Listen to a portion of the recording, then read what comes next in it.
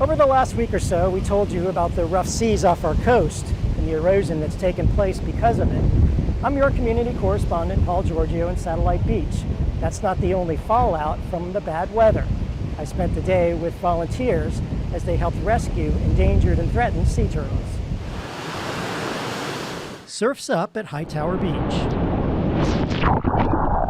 And a week into October, it's been an endless summer of offshore storms. We had 2 hurricanes that went up north, and then we have another system. You don't even need to see it when you're driving down A1A. You can hear it and you know that it's rough. Nature, nature does what it's going to do. We can't stop Mother Nature, but it's human nature that picks up the pieces. It's hit or miss, basically, and a little bit of luck, I think.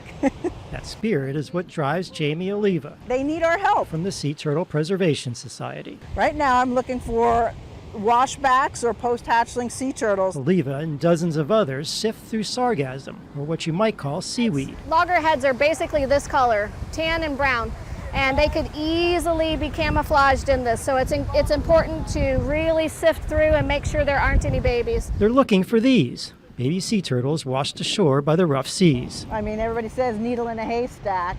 Maybe that's what it's like. Another day, this one might not still be here.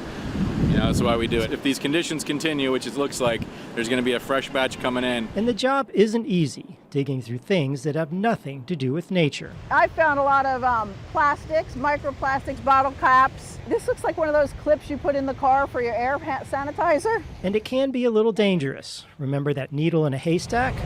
I mean, look at this. This was the real thing. Yeah, we got another needle. That's why you have the gloves, and that's why you try and scoop underneath so that you're not jabbing yourself with something. Every hour or so, volunteers come and pick up the sea turtles that were found. They'll be transported to a rehab facility here in Brevard County, where they'll spend a couple of weeks before being released back out into the ocean. They treat them there, they give them some fluids, and then they get a Coast Guard ride on a boat back out into the ocean. Woohoo!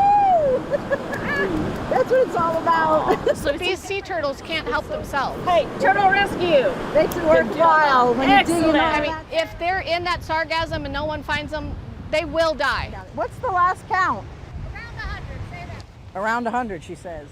By the end of the day, that number would climb to 225. I was lucky enough to find a green sea turtle. It made my day. And then tomorrow we start all over. In Satellite Beach, Paul Giorgio, We do this all again. News 6.